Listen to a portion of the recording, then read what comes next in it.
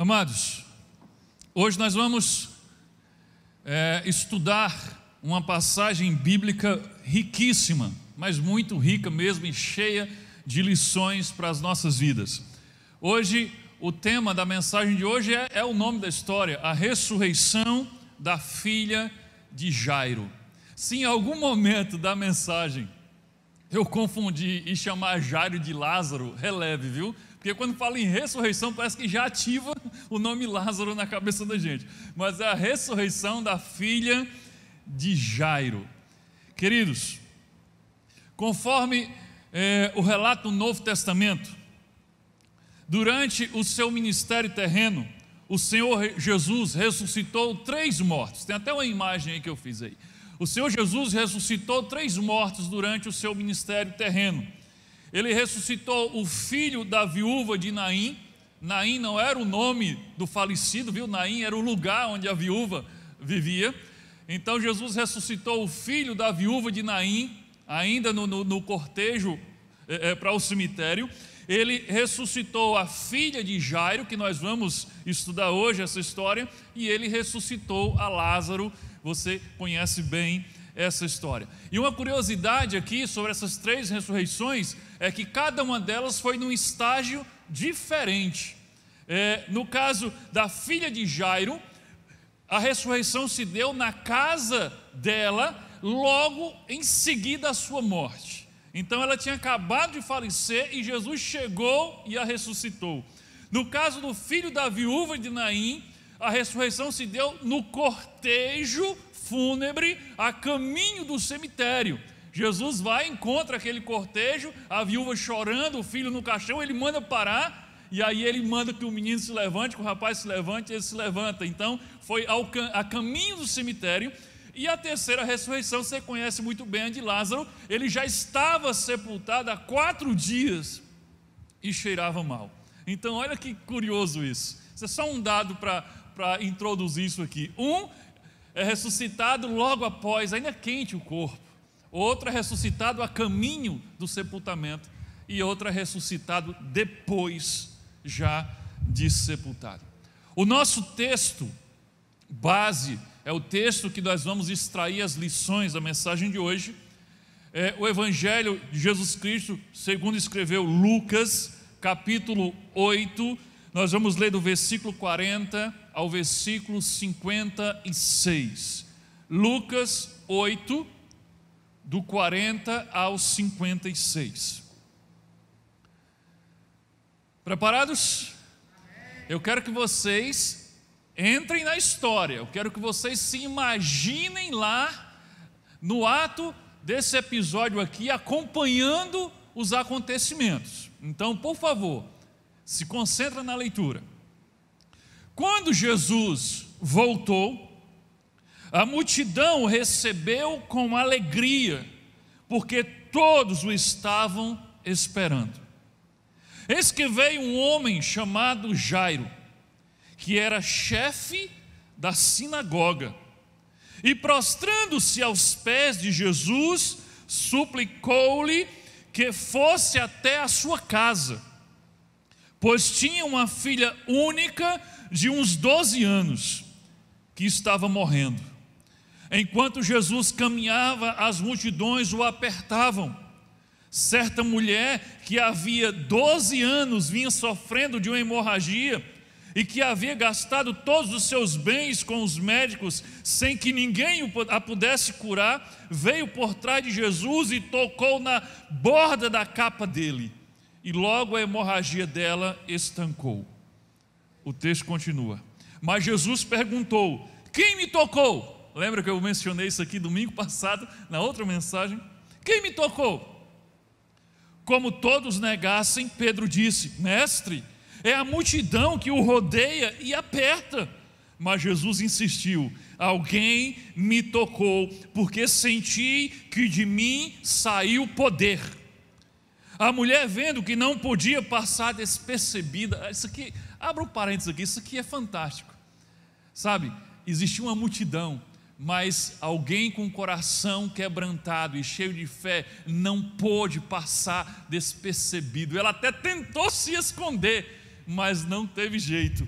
Então, aqui o texto diz que ela, não podendo passar despercebida, aproximou-se trêmula e, prostrando-se diante de Jesus, declarou à vista de todo o povo o motivo por que havia tocado nele e como imediatamente tinha sido curada. Então Jesus lhe disse, ela estava trêmula, ela estava nervosa, sabe por quê?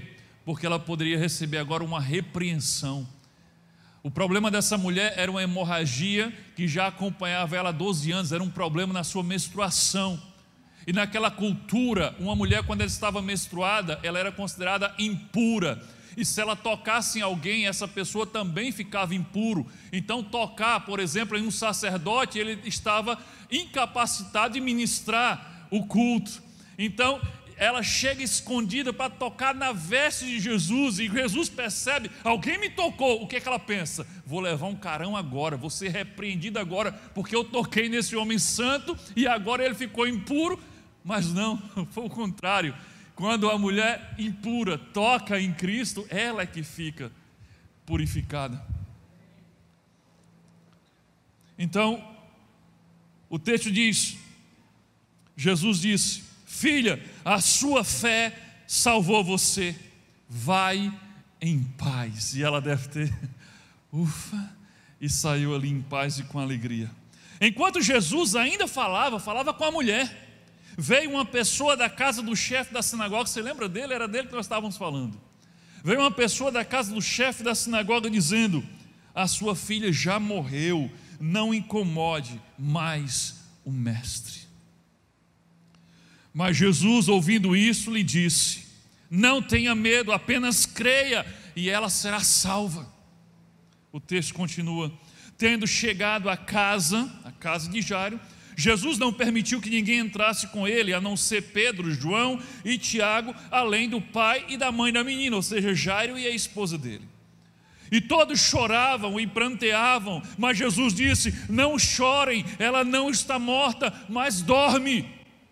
E riam-se dele, zombaram dele, porque sabiam que ela estava morta.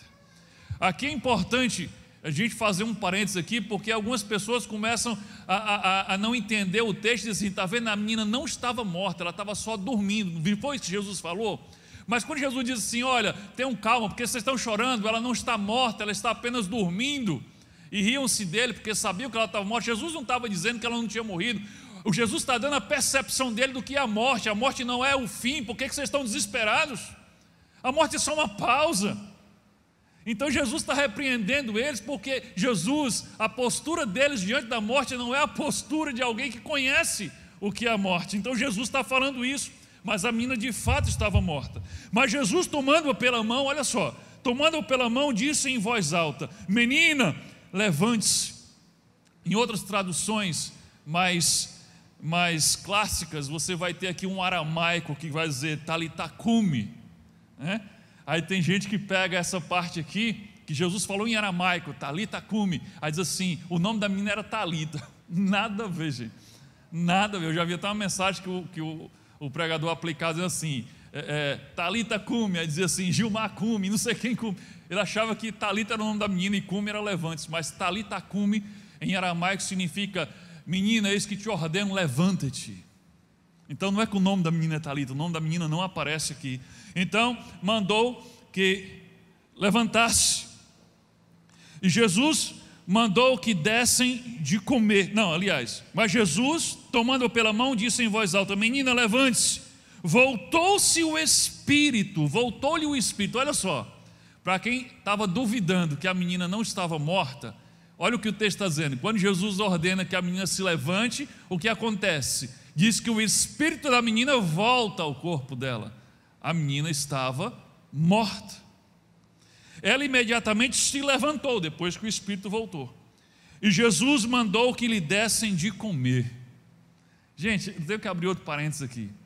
Aqui, primeiro, antes, eis a prova de que ela estava morta. O espírito voltou quando Jesus mandou que ela se levantasse. Agora Jesus manda que lhe deem de comer. Agora é a prova de que ela está viva novamente. Porque um fantasma não come. Então Jesus diz, dê ela de comer. Vocês lembram que quando Jesus ressuscitou, E ele aparece aos discípulos, e eles estão ali duvidando se aquilo é Jesus mesmo, se é um fantasma. Ele diz: tragam comida. E aí ele come na presença dos discípulos, e eu sou vivo mesmo, eu ressuscitei. A mesma coisa ele faz aqui, para provar que ali não é um fantasma. Ele diz assim: tragam comida, deem a ela, deem comida para ela comer, para provar que de fato ela voltou à vida. Seus pais ficaram maravilhados, mas ele lhes advertiu que a ninguém contasse o que havia acontecido. Essa era uma ordem que ninguém obedecia. Jesus disse: não contem a ninguém. Se você ler todo o contexto, você vai ver que pouco antes Jesus já tinha feito um milagre. Daqui a pouco eu vou falar sobre ele. E a ordem de Jesus foi: conte a todo mundo. Mas aqui Jesus está dizendo: não conte a ninguém. Sabe por quê? Porque Jesus já não estava conseguindo mais nem andar nas ruas. Imagina se sai a notícia de que ele ressuscitou uma garotinha morta. Por isso ele diz: não conte a ninguém, não é a hora ainda. Chega de alvoroço. Esse é o sentido aqui desse pedido de Jesus. Vamos orar, querido, pela mensagem de hoje. Feche seus olhos. Deus amado, em nome de Jesus, Pai, tem misericórdia de mim, tem misericórdia, Deus, de nós. Fala conosco, Deus, nessa noite. Usa a Tua palavra através do Teu Espírito Santo, aplicando ela às nossas vidas e aos nossos corações. Abre, Deus, o nosso entendimento, os nossos olhos espirituais, para enxergarmos, Deus, a Tua verdade exposta na Tua palavra, e que essa verdade venha transformar a nossa maneira de viver.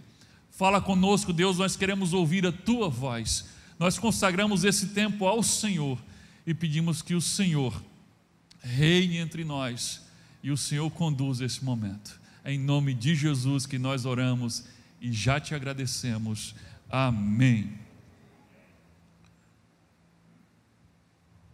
Queridos, agora nós vamos caminhar pelo texto, e à medida que nós vamos caminhando pelo texto e pelo contexto, nós vamos extraindo lições preciosas.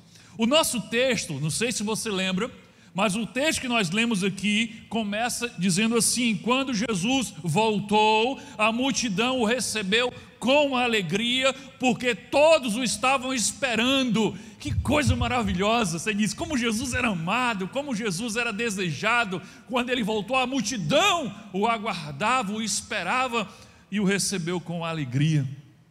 Mas, querido, isso é maravilhoso, mas essa não é toda a história. Essa não é toda a verdade sobre como Jesus era tratado naquele tempo. Eu quero convidar você a irmos para o contexto. Gente, o contexto dessa história é um contexto maravilhoso. Se você prestar atenção, o texto diz assim: começa assim: quando Jesus voltou. Mas espera aí, quando ele voltou de onde? Ele foi para onde? Fazer o quê? Porque quando ele voltou foi que a multidão o recebeu ali em Cafarnaum. Mas ele tinha ido para onde? Fazer o quê? Demorou? Então eu quero que você entenda esse contexto que circula esse milagre. Primeiro, Jesus, estando em Cafarnaum, que tudo isso que a gente leu aconteceu em Cafarnaum, ali às margens do mar da Galileia. Primeiro, Jesus entrou num barco com os seus discípulos. Você vai lembrar dessa história, você já ouviu ela alguma vez, ou já leu. Jesus entrou no barco com os seus discípulos e foram atravessar o mar da Galileia. E se você não sabe, o mar da Galileia na verdade não é um mar, mas o mar da Galileia na verdade é um grande lago de água doce, e é chamado de mar porque é muito grande. Tem até uma imagem aí do mar da Galileia, tem uma foto aí do mar da Galileia.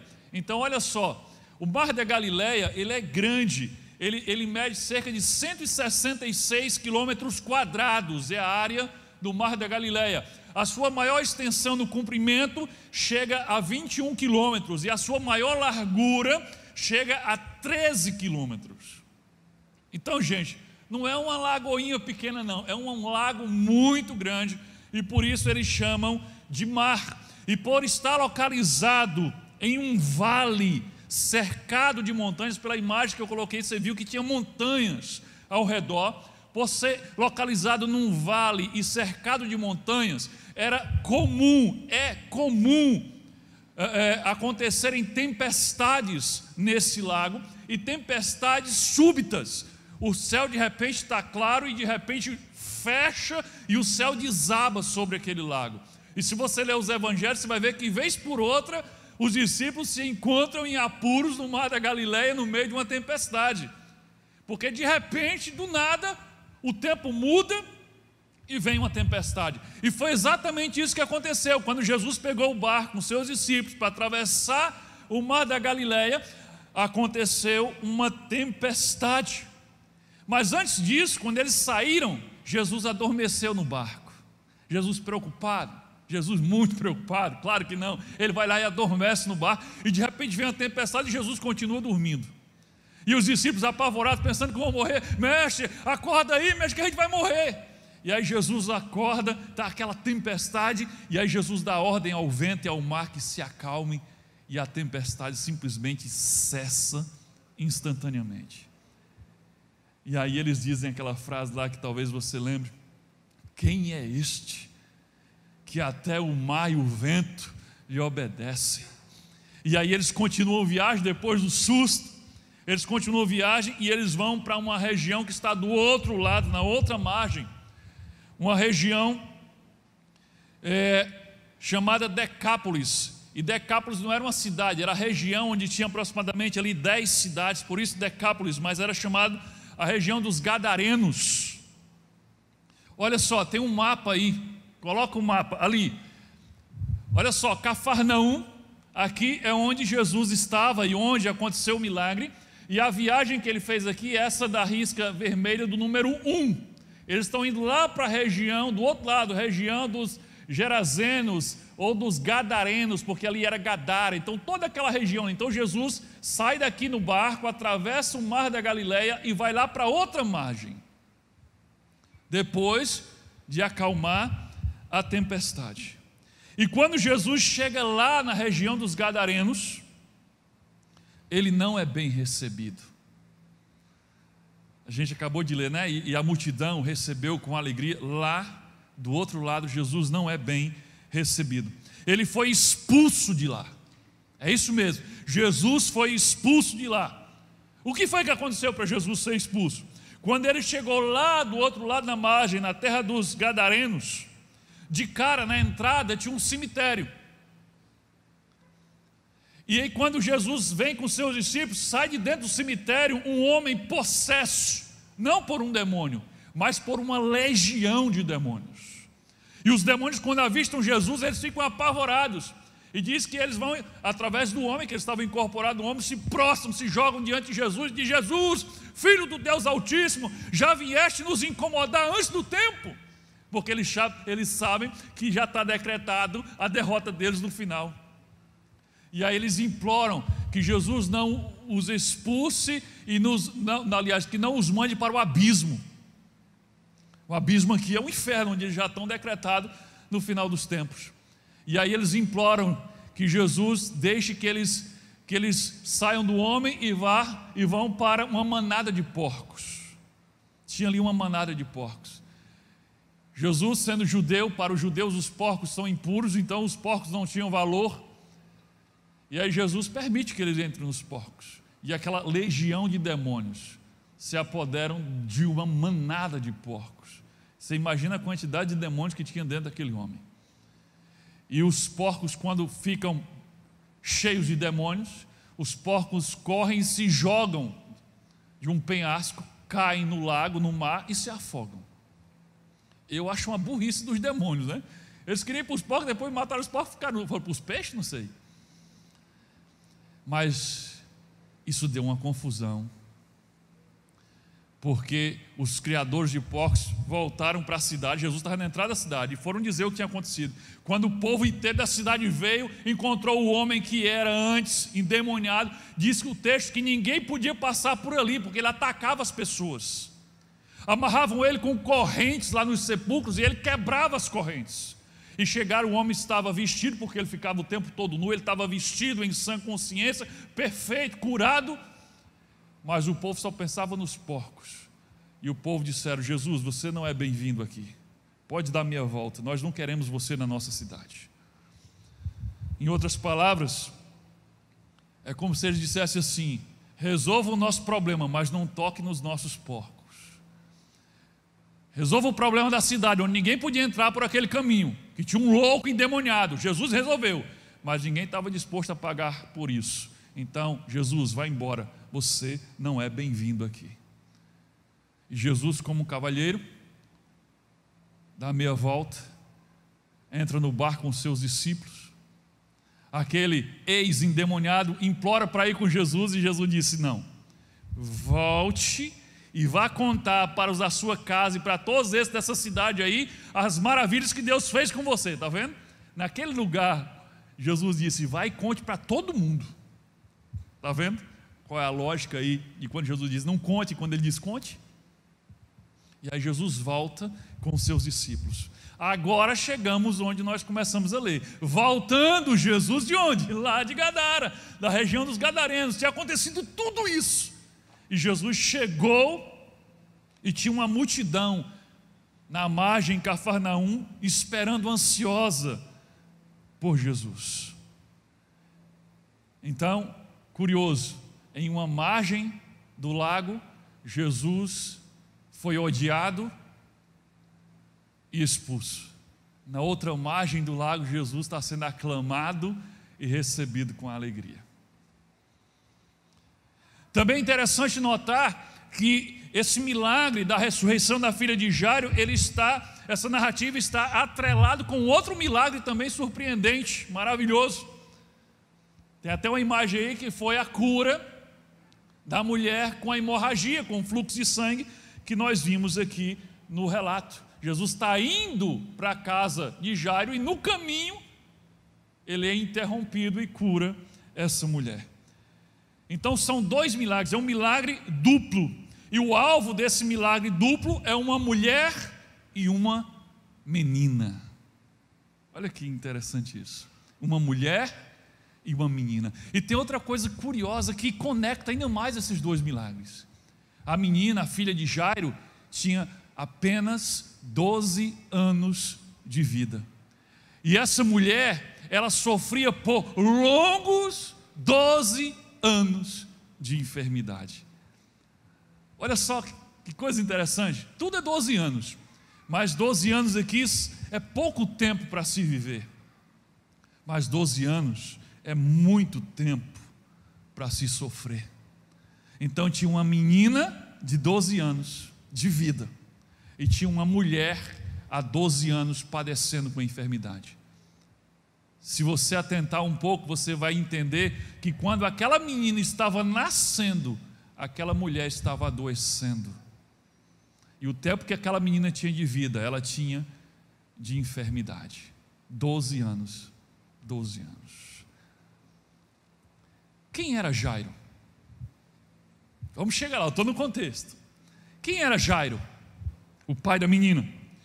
O texto que nós lemos diz que Jairo era o chefe da sinagoga. Bem, isso não diz muita coisa para nós nos dias de hoje, principalmente se você não é um leitor da Bíblia. Chefe da sinagoga. Querido, naquele tempo, no tempo de Jesus, ser chefe da sinagoga era algo muito importante. Significa que Jairo era um dos homens mais importantes ali daquela comunidade. Sinagoga não era só a igreja dos judeus, a sinagoga era o centro religioso, social e educacional de uma comunidade. E Jairo era o chefe da sinagoga, e como chefe da sinagoga é como se ele fosse, numa cidade aqui no Nordeste, é como se ele fosse o padre da cidade, é como se ele fosse, além do padre da cidade, é como se ele fosse o prefeito da cidade, é como se ele fosse o diretor da maior escola da cidade, tudo numa pessoa só. Ser chefe da sinagoga tem mais ou menos essa conotação. Provavelmente Jairo tinha tudo o que um homem da sua época podia desejar. Jairo tinha um bom emprego, com boa remuneração e estabilidade no emprego, olha só, além de muito prestígio. Jairo era o tipo de pessoa que era bem recebida onde ele chegasse. Ele era o chefe da sinagoga. Ele era um homem casado, tinha esposa e uma filha de 12 anos. O que mais Jairo poderia querer? Mas Jairo queria algo. Ele não só queria algo, como ele precisava de algo que nem todo o dinheiro do mundo, nem todo o prestígio do mundo poderia dar a ele, poderia comprar para ele. Jairo queria e precisava da cura da sua única filha. Agora tem algo curioso aqui, não sei se você se fez essa pergunta, mas quando você vê a história e vê que Jairo busca a ajuda de Jesus ali na última hora, a menina estava numa situação tão precária que não deu tempo nem de Jesus chegar lá. E eu fico pensando, por que Jairo não procurou Jesus antes? Você pensou nisso? Por que Jairo não procurou Jesus antes? Por que ele deixou para a última hora? Por que ele esperou até que a sua filha estivesse tão ruim, tão à beira da morte, para então buscar Jesus? Você pode dizer, porque ele morava longe, porque ele não tinha acesso a Jesus. Não. Jairo morava em Cafarnaum. Segundo os arqueólogos, provavelmente a casa de Jairo, do chefe da sinagoga, era vizinho à sinagoga que ele era chefe. Ele trabalhava em Cafarnaum e ele morava em Cafarnaum. E sabe o que é mais incrível? É que Cafarnaum era a base do ministério de Jesus. Se você queria encontrar Jesus, tinha um lugar que você poderia ir para encontrá-lo. Esse lugar era Cafarnaum. É por isso que quando Jesus volta, tem uma multidão lá na margem do lago esperando, porque vinham pessoas de todos os lugares, porque Jesus sempre voltava a Cafarnaum. Provavelmente era em Cafarnaum que estava também a residência de Pedro, e provavelmente era lá na residência de Pedro que Jesus, digamos assim, se hospedava costumeiramente. Então Jairo era simplesmente vizinho de Jesus. Olha que incrível. Ele trabalhava vizinho a Jesus e ele morava vizinho a Jesus, à base do ministério de Jesus. E você vê que Jesus não fazia tempo que estava fora. Jesus só tinha dado uma viagemzinha ali, atravessado o lago, ido a Gadara, foi expulso e voltou. Então qual a probabilidade da filha de Jairo ter adoecido nas últimas horas de uma doença tão séria, tão fatal, que em apenas algumas horas a menina veio a falecer? Uma criança de 12 anos adoeceu de algum tipo de doença assim tão grave que em algumas horas já foi? É muito improvável que tenha acontecido assim. Eu vou lhes dizer o que provavelmente aconteceu. A provável razão da demora de Jairo em buscar socorro em Jesus para sua filha. Não esqueça, Jairo era chefe da sinagoga. Jairo era do grupo, do partido dos fariseus. E você sabe muito bem o que os fariseus pensavam de Jesus. Em sua maioria, salvo algumas exceções, os fariseus odiavam Jesus. Eles perseguiam Jesus. Eles diziam que Jesus fazia milagre por poder de Belzebu, pelo príncipe dos demônios. Eles tentavam de todo jeito desmascarar Jesus e provar que Jesus era um impostor. Então, das duas, uma. Ou Jairo era da ala dos fariseus que odiava Jesus, ou Jairo era da ala menor, muito menor dos fariseus, que admirava Jesus, mas fazia isso em secreto, porque tinha medo do que os radicais, que era a maioria, poderiam fazer como retaliação se ele buscasse Jesus, ou se pelo menos ele mencionasse que Jesus era o Filho de Deus. Mas a probabilidade maior é que Jairo fizesse parte do grupo maior, daqueles que realmente não gostavam de Jesus. E se ele fazia parte do grupo menor, então ele estava acuado, com medo da reação dos outros. João nos fala sobre isso. No capítulo 12, versículo 42 e 43, João deixa claro que existia um grupo entre os fariseus que pensava assim: Olha só, ainda assim, muitos líderes dos judeus creram nele, creram em Jesus, líderes, ou seja, chefes de sinagoga está incluso aqui.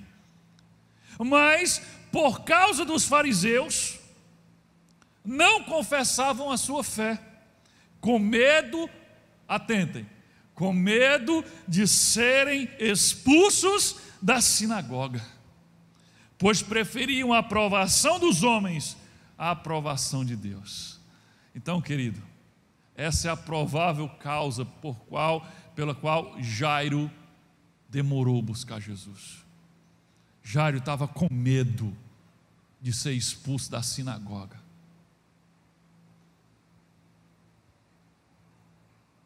Pode ter certeza, essa foi a razão que Jairo buscou tudo antes de buscar Jesus. Pode ter certeza de uma coisa: Jesus era a última opção na lista de Jairo. Pode ter certeza que ele já havia tentado tudo o que estava ao seu alcance. Ele já tinha ido em todos os médicos, já tinha feito todo tipo de tratamento, já tinha feito mandinga, tinha feito tudo que tinha ensinado a ele, antes de procurar Jesus. Esse também foi o exemplo da mulher com hemorragia. Você lembra que Lucas disse? Ela já havia gastado tudo que tinha com médicos, indo em todos os médicos, e nenhum foi capaz de curá-la. Quando ela vai a Jesus, Jesus já era a última opção dela. Você acha que Jairo não foi também? Você acha que Jairo também não foi em todos os médicos? O chefe da sinagoga? Jesus era a última opção na lista de Jairo. A questão é, por que fazer da melhor opção a última opção? Às vezes a gente faz isso. Por que fazer da melhor opção, que era Jesus, a sua última opção? Sabe, provavelmente, aqui já é a minha imaginação, provavelmente a esposa de Jairo, normalmente a esposa, ela é mais quebrantada diante da enfermidade dos filhos, provavelmente a esposa de Jairo já tinha dito: Jairo, meu filho, vá buscar Jesus. Jesus pode curar a nossa filha. Ora, Cafarnaum acontecia milagre toda hora. Mas Jairo, relutante, não foi. Provavelmente os empregados da casa de Jairo já tinham dito a ele: vá buscar Jesus. Sabe por que eu digo isso? Porque quando chega a notícia de que a filha tinha morrido, era alguém da casa de Jairo que diz assim: Jairo, a tua filha já morreu, não incomodes mais quem? O impostor? Não incomodes mais o mestre. Então aquela pessoa que veio da casa de Jairo tinha respeito por Jesus. Ela se refere a Jesus como mestre. Você acha que essa pessoa que veio da casa de Jairo já não tinha aconselhado Jairo: vai buscar Jesus? Mas certamente Jairo relutou em procurar Jesus, porque procurar Jesus poderia ser o fim da sua carreira como chefe da sinagoga. O que é que vocês acham que Caifás, o sumo sacerdote, faria quando soubesse que o chefe da sinagoga de Cafarnaum procurou Jesus para curar sua filha? Mas quando não havia mais a quem recorrer, quando a morte da menina tornou-se inevitável, então finalmente Jairo percebe que tudo o que ele tinha não valia o que Jesus poderia dar. E aqui está a primeira lição que eu quero destacar, que nós temos que aprender. Primeiro, coloca aí na tela: o que Jesus tem a oferecer é sempre mais valioso do que tudo que tenhamos conquistado.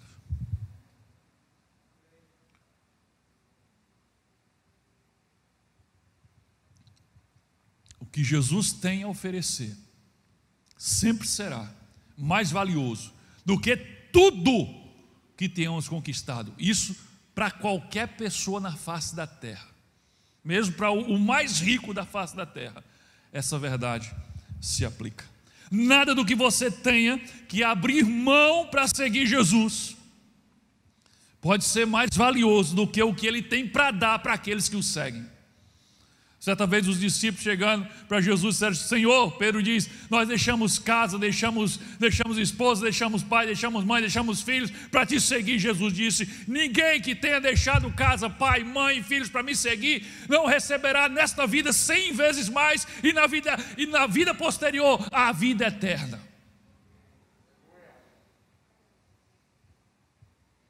Jairo relutou em procurar por Jesus para não perder tudo que já havia conquistado: o posto de chefe da sinagoga, o sustento da sua casa, o prestígio na comunidade, até que ele percebeu que nada disso poderia salvar a vida da sua filha. Só Jesus poderia salvar a sua filha. Por isso, quando Jairo vai, ele vai de vez. Ele não chega lá para negociar com Jesus. Jairo não chega para negociar com Jesus. Ele não chega lá dizendo assim: Senhor, cure a minha filha, e eu vou conversar aí com os fariseus para ver se eles baixam um pouco a pressão aí, para ver se eles não ficam falando tão mal do Senhor. Vou dar alguns telefonemas aí. Não, ele não negocia, ele não faz proposta alguma. Ele sabe que tudo que ele tinha não valia o que Jesus poderia dar. Então ele simplesmente se lança aos pés de Jesus e implora. O chefe da sinagoga, o homem mais respeitado da comunidade, está prostrado aos pés de Jesus e implorando: Senhor, vem na minha casa, cure a minha filha. E ao fazer aquilo, ao se jogar nos pés de Jesus, automaticamente Jairo ali está renunciando tudo que ele havia conquistado. Automaticamente, ao fazer aquilo na frente de uma multidão, ele está renunciando o que ele havia conquistado até ali, até aquele momento. Imagine só os fariseus vendo aquela cena. Espera aí, quem é aquele homem prostrado aos pés de Jesus? É Jairo? O chefe da sinagoga? Não. Não. Espera só Caifás ficar sabendo de uma história dessa. Já era. Agora não tem mais volta. Se Jesus não curasse a sua filha, ele perderia tudo. Perderia a sua filha e perderia o seu emprego e o seu posto. E aí, depois que ele se joga aos pés de Jesus, Jesus concorda em ir à casa dele. Então Jairo começa a conduzir Jesus até a sua casa. Ele não está com medo, ele está cheio de fé, agora está cheio de esperança. Mas eles não vão muito longe, não. Nós lemos aí que de repente eles estão indo para a casa de Jairo, e de repente Jesus para subitamente e pergunta: quem me tocou? Coloque-se no lugar de Jairo agora. Imagina o desespero de Jairo. Jesus já estava indo mais devagar do que ele gostaria, porque a multidão estava apertando, não tinha como ir rápido. E Jesus de repente para e vem com uma pergunta dessa: quem me tocou? Jairo deve ter pensado: não, ele só pode estar de brincadeira. Ele só pode estar de brincadeira. Como assim, quem tocou? Eu já sei. Ele mudou de ideia, ele lembrou das coisas que eu andei falando a respeito dele. E agora ele desistiu de ir na minha casa e está conversando isso aí para me despistar. Ele não vai mais. Que conversa é essa? Quem me tocou? Até os discípulos de Jesus estranharam essa conversa de Jesus. Quem me tocou? Olha só, eu vou ler o trechinho em uma outra versão que fica bem interessante aqui, Lucas 8, 45, 46. E disse Jesus: quem é que me tocou? E negando todos: não, eu não. Disse Pedro e os que estavam com ele, ou seja, Pedro e os discípulos: mestre, a multidão te aperta e te oprime, e dizes: quem é que me tocou? E disse Jesus: alguém me tocou, porque bem conheci que de mim saiu virtude, ou que de mim saiu poder. Os discípulos também estranharam. Ora, que história é essa? Jesus interrompe a ida para a casa de Jairo, querendo saber quem tocou nele, no meio de uma multidão que o apertava. Mas logo eles descobrem que de fato alguém tinha tocado diferente de Jesus. Nós vimos aqui, foi a mulher que padecia há 12 anos com hemorragia. E agora Jairo não só entendeu o que aconteceu, como agora a fé de Jairo decolou. Ora, Jairo está levando Jesus na casa dele para curar a sua filha, e no caminho ele vê um milagre de uma mulher que sofria 12 anos de uma enfermidade e foi curada só em tocar na barra da veste de Jesus. Jesus nem olhou para ela, Jesus nem intencionalmente a curou. E esse homem está aí na minha casa, ele vai impor as mãos sobre a minha filha. Imagina o que ele pode fazer com a minha filha. Então a fé de Jairo, se tinha algum tipo de dúvida aqui, a fé dele agora decolou, e ele deve ter se enchido mais ainda de esperança. Mas não demorou muito tempo, não durou muito tempo. E aí no versículo 49, olha só o que diz: enquanto Jesus ainda falava com a mulher, vá em paz, mulher, a tua fé te salvou, veio uma pessoa da casa do chefe da sinagoga dizendo: a sua filha morreu, não incomode mais o mestre. Poxa vida, ele tinha acabado de decolar na fé dele e ele despencou lá de cima. A sua filha morreu, não incomodes mais o mestre.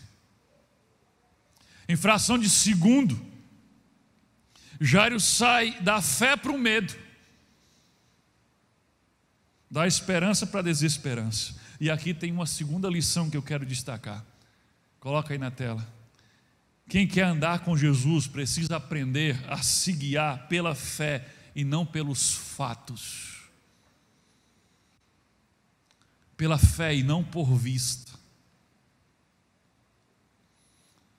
Essa foi a hora que o medo substituiu a fé no coração de Jairo. Mas quando Jesus percebeu que o fato que estava diante dele tinha impactado Jairo, Jesus toma a palavra. Versículo 50, Jesus diz: mas Jesus, ouvindo isso, lhe disse: não tenha medo, apenas creia e ela será salva. Jesus percebeu o medo se apoderando do coração de Jairo, e ele diz: não tenha medo, apenas creia. Jesus está pedindo algo muito difícil para Jairo aqui. Jesus está pedindo para ele ignorar a realidade do fato que está diante dele. Sua filha está morta. Jesus está pedindo para que Jairo veja o invisível, para que ele olhe com os olhos da fé e não com os olhos da carne. Paulo também já falou sobre isso. 2 Coríntios capítulo 4, versículo 18, Paulo diz assim: assim fixamos os olhos não naquilo que se vê, mas no que não se vê, porque o que se vê é transitório, mas o que não se vê é eterno. Olhar pelos olhos da fé. Olhar pelos olhos da fé. Coloque-se no lugar de Jairo aqui e veja que não é fácil fazer o que Jesus pediu. Ele acabou de testemunhar Jesus, que Jesus podia curar, mas ele também acabou de descobrir que uma cura não resolvia mais o problema da sua filha. Ela estava morta. E Jesus está dizendo: Jairo, não dê ouvidos a essa notícia. Jairo, não olhe para esse fato, olhe para mim, escute a minha voz, não tenha medo, creia somente, eu vou com você, eu vou à sua casa e sua filha viverá. E Jairo fez a escolha mais difícil aqui, a mais difícil. Ele escolheu a fé ao invés do medo. O mais fácil era se abraçar com medo mesmo, mas ele escolheu a fé ao invés do medo. Ele escolheu o invisível ao invés do visível. Ele escolheu ouvir Jesus em vez de ouvir a notícia trágica. E essa escolha levou Jesus direto para a casa de Jairo. Aí você pode me perguntar: mas Jesus não teria ido à casa de Jairo de qualquer jeito? Não. Você lembra de Gadara? Quando aquele povo diz: Jesus, você não é bem-vindo aqui, nós não queremos que você entre na nossa cidade. O que foi que Jesus fez? Ele deu meia volta e saiu de lá, e foi para onde o povo aguardava. Aqui vem a terceira lição que eu quero destacar. Nos momentos de dor e tragédia, não dispense a companhia de Jesus. nos momentos de dor e de tragédia, não dispense a companhia de Jesus. Jairo foi aconselhado a fazer isso. Você lembra? Não está na tela, mas você lembra? Aquele que veio da casa de Jairo diz: Jairo, a sua filha está morta, não incomodes mais o mestre. Não foi só uma notícia, foi uma notícia com um conselho. A notícia era: sua filha morreu. O conselho é: não incomode mais o mestre. Em outras palavras, dispense o mestre e volte para casa sozinho para a sua dor e para a sua tragédia. É comum as pessoas receberem esse tipo de conselho no meio da tragédia. Lembra de Jó? Eu lembrei logo de Jó quando vi isso aqui. Tinha acontecido um acidente trágico. Jó tinha perdido seus 10 filhos no mesmo dia, tinha sido roubado tudo que ele tinha. Jó adoeceu de uma doença terrível, estava à beira da morte, sofrendo. A esposa de Jó chega para ele e diz: amaldiçoa esse teu Deus e morre. Deixa esse teu Deus para lá e morre. Que escolha você tem feito nos momentos mais difíceis, onde os fatos trágicos da sua vida têm levado você? Você dispensa Jesus ou você segue com Jesus no momento de dor e de tragédia? O resultado do seu exame deu positivo para câncer. Não incomode mais o mestre. O seu bebê tem uma má formação. Não incomode mais o mestre. O seu marido ou sua esposa já foi embora de casa. Não incomode mais o mestre. O médico diz que não tem mais nada a ser feito. Não incomode mais o mestre. O hospital acabou de ligar e disse que ele ou ela faleceu. Não incomode mais o mestre. E se Jairo tivesse dado ouvido àquele conselho e dissesse: Jesus, não precisa mais ir à minha casa. Jesus, pode dar meia volta, eu não quero mais que você vá à minha casa. Jairo teria ido para casa e de lá tinha ido para o sepultamento da filha dele. Parece absurdo isso? Não. Conheço muitos casos de pessoas que fizeram exatamente essa escolha. Pessoas que até caminhavam com Jesus, como já estava caminhando ali por um instante, até que uma tragédia ou a morte se abateu sobre sua casa. Então eles se voltaram contra Deus e mandaram Deus embora de suas vidas e de suas casas. Você deve conhecer algum caso assim também. Na mente deles, se Jesus não serviu para evitar a tragédia ou para evitar a morte, então ele não serve para mais nada. Era aquele conselho: olha, sua filha já morreu, se ele não chegou lá a tempo para salvar, deixa ele aí, não incomoda mais ele.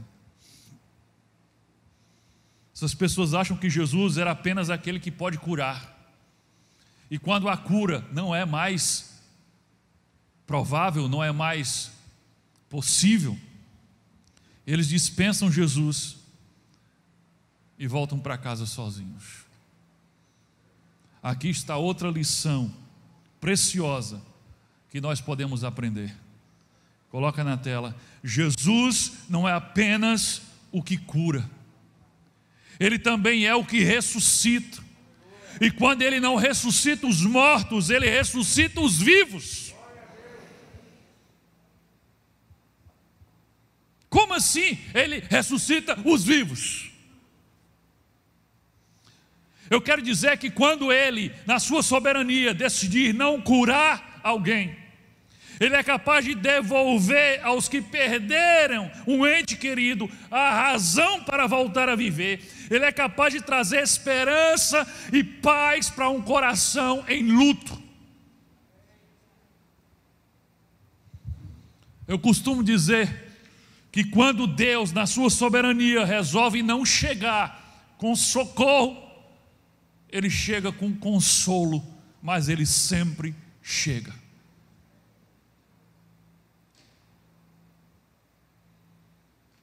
Certa vez, Jesus, ainda no iniciozinho do seu ministério, num sábado, como os judeus faziam, ele foi a uma sinagoga semelhante a que Jairo era chefe, mas essa não era lá em Cafarnaum, mas em Nazaré.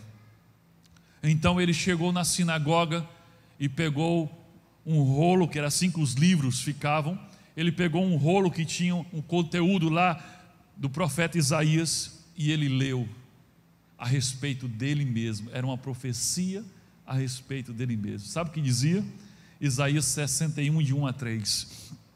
O Espírito do Senhor Deus está sobre mim. Ele estava lendo uma profecia sobre ele mesmo. O Espírito do Senhor Deus está sobre mim, porque o Senhor me ungiu para pregar as boas novas aos pobres, enviou-me a curar os quebrantados de coração, a proclamar libertação aos cativos, e a pôr em liberdade os algemados, e a pregoar o ano aceitável do Senhor, e o dia da vingança do nosso Deus, a consolar, atente, a consolar todos os que choram, e a pôr sobre os que choram em Sião uma coroa em vez de cinzas, óleo de alegria em vez de pranto, manto de louvor em vez de espírito angustiado. Eles serão chamados carvalhos de justiça, plantados pelo Senhor para sua glória. Quando Jesus terminou de ler isso, se sentou e disse: eis que hoje se cumpriu essa profecia. Jesus é esse que o profeta Isaías estava falando, aquele que foi ungido, separado pelo Senhor para fazer tudo isso. Isso é que significa ressuscitar vivos, é o que diz aqui no final desse texto. Ele transforma a cinza do luto em alegria, em louvor. Ele consola os que choram. Ele dá uma vida nova para pessoas que estavam mortas por dentro, por causa da dor, da perda, da tragédia. Quando Ele não curar, Ele vai consolar. Quando Ele não ressuscitar os mortos, Ele vai ressuscitar os vivos. Esse é Jesus. Queridos, para concluir, eu quero lembrar algo muito interessante sobre essa história. Esse milagre da ressurreição da filha de Jairo, ele aparece nos 3 primeiros evangelhos. Em Mateus ele aparece no capítulo 9, em Marcos ele aparece no capítulo 5, e em Lucas ele aparece no capítulo 8, fomos que lemos aqui. E se você ler todo o contexto, todos os milagres que Jesus fez no contexto desse milagre, até chegar na ressurreição da filha de Jairo, ali os milagres no mesmo dia. Lendo esses 3 evangelhos, nós podemos ver essa seguinte sequência. Coloca na tela aí, olha a sequência de fatos. Jesus acalma a tempestade. Jesus liberta um homem de uma legião de demônios. Quando Jesus volta, trazem um paralítico que desce pelo telhado na frente dele, e ele diz: os teus pecados estão perdoados, levante e ande. Ele perdoa os pecados de um paralítico. Em seguida, Jesus cura uma mulher com hemorragia quando estava indo para a casa de Jairo. Depois Jesus ressuscita a filha de Jairo. Que sequência é essa, gente? Isso é só um dia no ministério de Jesus. Que sequência é essa? Aí eu faço minha as palavras dos discípulos lá no barco, depois de Jesus acalmar a tempestade.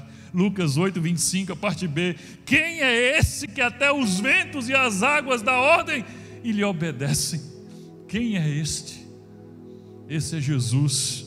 Ele não era só um grande homem, ele não foi só um grande profeta, não. Ele é o Filho de Deus que se fez carne e habitou entre nós. Querido, aqui está demonstrado que Ele tem autoridade para controlar as forças da natureza. Ele tem autoridade para expulsar legiões de demônios. Ele tem autoridade para perdoar pecados. Ele tem autoridade para curar as enfermidades. E Ele tem autoridade para vencer a morte. A tempestade se prostrou diante de Jesus. Os demônios se prostraram diante de Jesus. O homem pecador se prostrou diante de Jesus. A mulher enferma se prostrou diante de Jesus. O líder religioso se prostrou diante de Jesus. E a morte também se prostrou diante de Jesus. E eu pergunto a você: e você, meu amado? E você, meu querido amigo? O que é que você ainda está fazendo de pé diante de Jesus?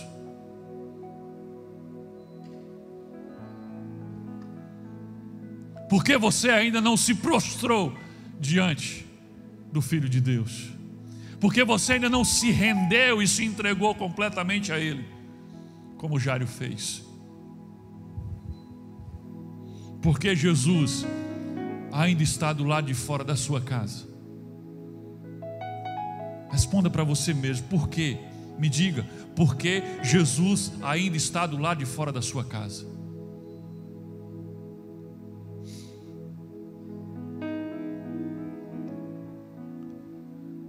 Faça como Jairo. Deixe-o entrar na sua vida, na sua casa. Deixe Ele trazer vida para a sua vida e vida para a sua casa. Atente para um detalhe: certamente aquela menina de 12 anos, ela viveu muitos mais anos de vida. Mas pode ter certeza, aquela menina voltou a morrer. Ela voltou a morrer. Não sei com que idade, se ela morreu velhinha, mas aquela menina voltou a morrer. Assim também como o filho da viúva de Naim também depois voltou a morrer. Assim como Lázaro depois também voltou a morrer. Assim como toda aquela geração e as gerações que vieram depois deles. Aquela ressurreição que parece ser algo tão grande, é algo tão pequeno diante do que Jesus quer fazer na sua vida.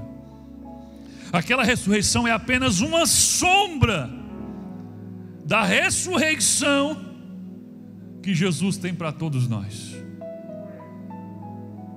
O que Jesus veio fazer entre nós não foi apenas ressuscitar corpos, curar enfermidades do corpo, não foi isso.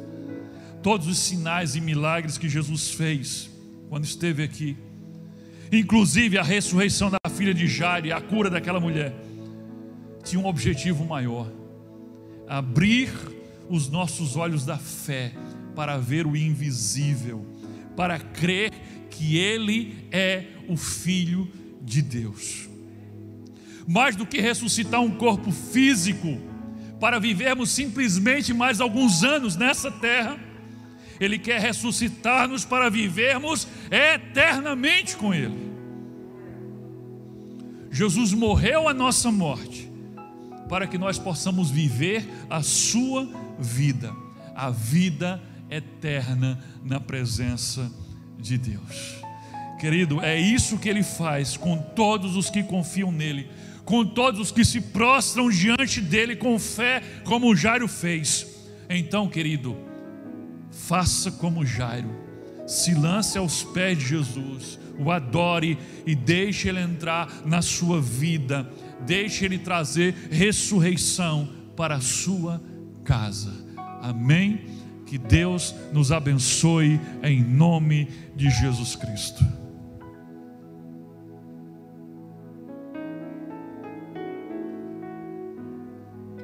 Fique em oração, querido.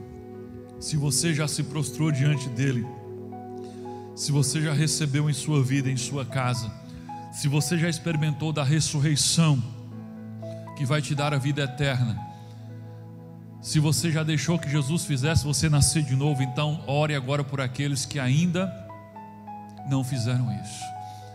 E eu quero falar com você que está aqui, com você que está em casa, que porventura nunca se prostrou diante de Jesus em oração, quebrantado, reconhecendo a sua pequenez, reconhecendo a sua condição de pecador e reconhecendo a autoridade de Jesus e que Ele é o Filho de Deus, o Salvador de todo mundo. Querido, todos, tudo e todos já se prostraram diante de Jesus. Nós vimos aqui, até a morte já se prostrou diante de Jesus. O que é que você ainda está fazendo de pé diante dele? Pastor, como é que eu me prostro? Através de uma oração, de um coração quebrantado. Lembra? Aquela mulher tocou em Jesus, ela estava no meio da multidão, e Jesus disse: alguém tocou em mim.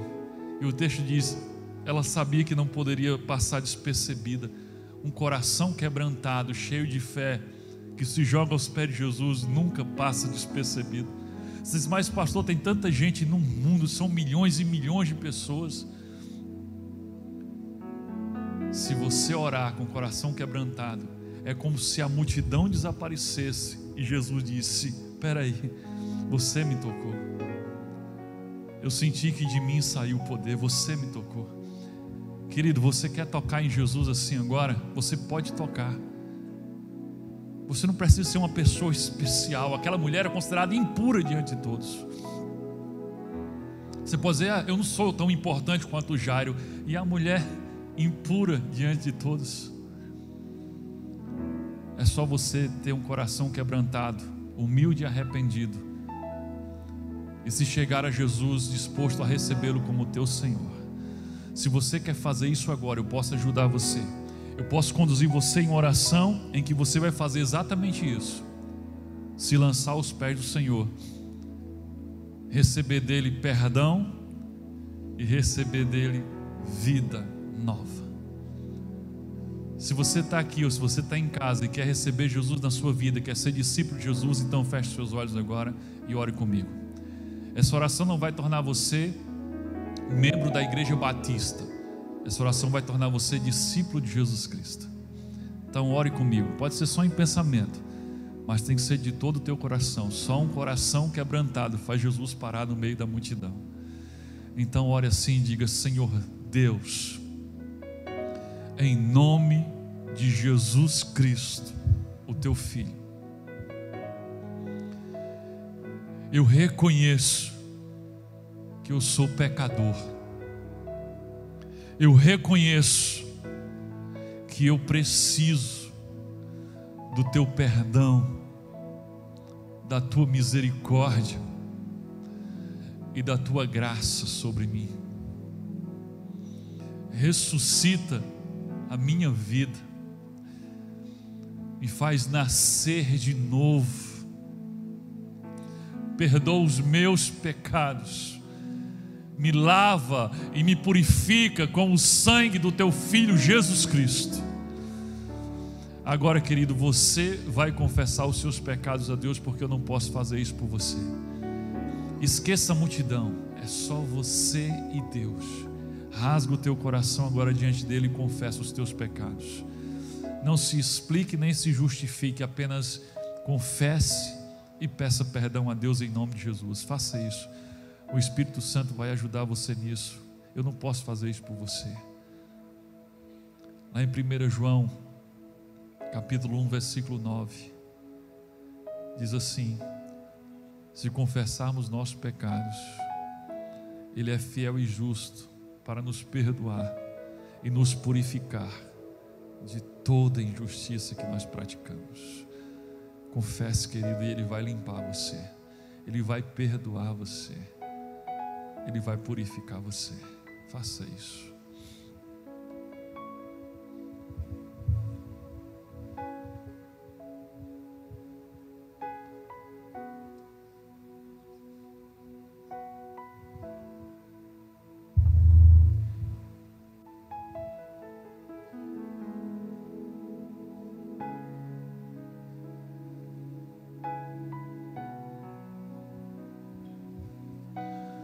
Diga assim: Senhor Jesus,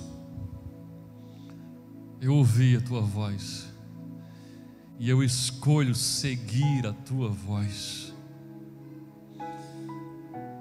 Eu escolho abrir a minha vida, a minha casa para o Senhor. Entra na minha vida e reine sobre mim. Seja o meu Senhor e o meu Salvador. Me transforma em alguém parecido contigo. Muda a minha mente, muda o meu querer, transforme os meus valores e me faça gostar do que o Senhor gosta, me faz querer o que o Senhor quer, me faça enxergar através dos teus olhos e a sentir através do teu coração. Diga assim: Senhor Deus, em nome de Jesus, e por causa do que Ele fez na cruz por mim, eu me achego a Ti como filho, e Te agradeço, porque em Jesus eu tenho certeza que agora sou Teu filho, e Te agradeço no nome de Jesus. Amém. E louvado seja o nome do Senhor.